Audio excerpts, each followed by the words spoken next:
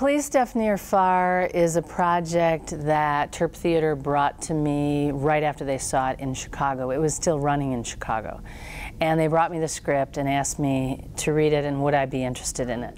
I found it to be a play that not only showed the deaf perspective and the deaf experience, but how that perspective interacted with the hearing perspective. It's a play that's based on real events that have occurred in more than one metropolitan area in the United States, and probably internationally. Things have happened between the police community and the deaf community not communicating well with each other.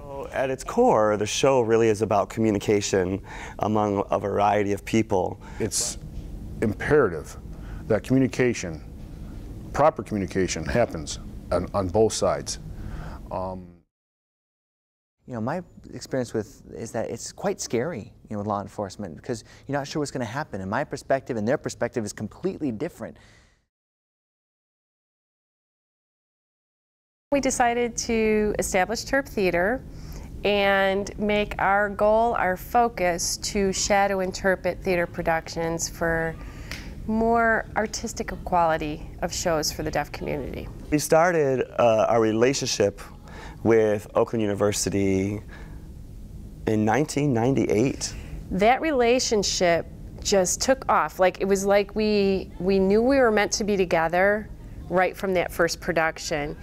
And they have interpreted 35 productions with us, I think, over the years. One of the reasons why we started thinking about doing plays that involve deaf characters is that since we've been interpreting for many, many years, some deaf people have come to us and said, it's great to see shadow interpreted theater, but we would love to see people on stage who represent us. We'd like to see deaf people on stage.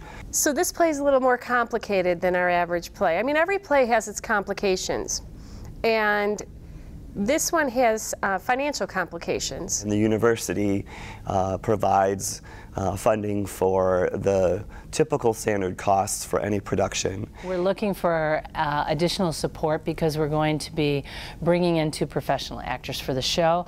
Then having rehearsal interpreters at every rehearsal to interpret between the deaf actors and the director and the cast and the crew. And there are a variety of kind of marketing interests that we have so that we can make sure that we get the word out to the deaf community. We're especially interested in getting the word out to the law enforcement community.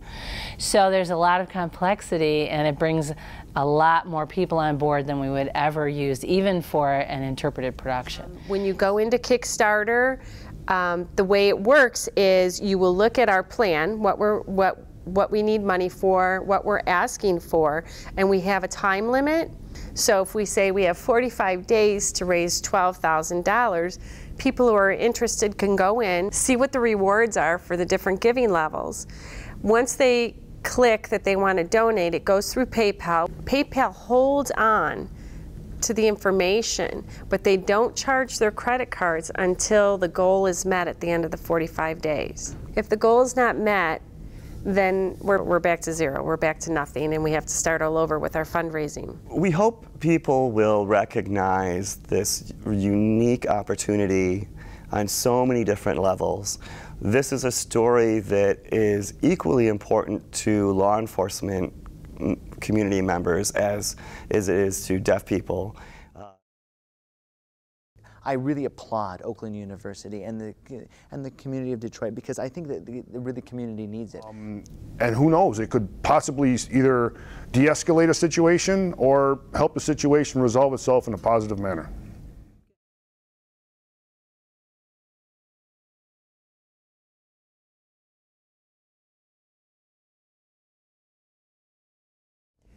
We know this production will be a success. And we need your help to make it happen.